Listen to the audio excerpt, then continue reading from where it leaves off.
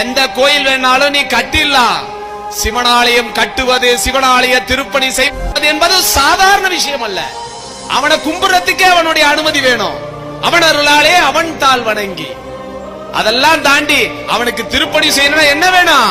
அவனுடைய பார்வை உனக்கு வேணும். வந்து கேட்பாங்க திருப்பணிக்கு, குழப்பத்தை பய வந்துட்டான் பாருங்க, பேக்க தூக்கிட்டு திருப்பணியா அப்படின்னு பொண்டாட்டி உள்ள சொல்லிட்டு போவோம்.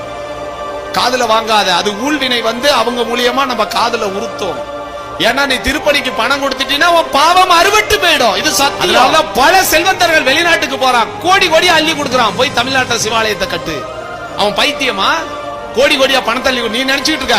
எங்க இருந்தோ ஒருத்தர் வந்தாரு, ஒரு அம்மா வந்தாங்க, 2 கோடிக்கு கோயில கட்டி தரேன்ட்டு போயிட்டாங்க. நீ சந்தோஷப்பட்டுக்கிட்டு இருக்க.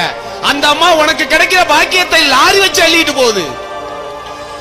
ஒரு சந்ததி இந்த பூமியில வாழக்கூடிய அரிய வாய்ப்பை, இறைவன் தந்த பாக்கியத்தை அவங்க லாரி வச்சு ஏத்திட்டு போறாங்க. இந்த பணத்தை வச்சுட்டு என்ன செய்ய போற? என்னையா செய்ய போற?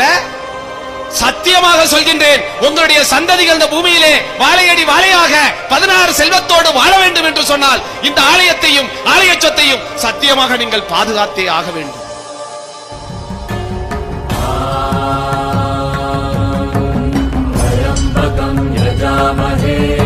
सुगन्धिं पुष्टिवर्धनम् पूर्वारुकमिव बन्धनम्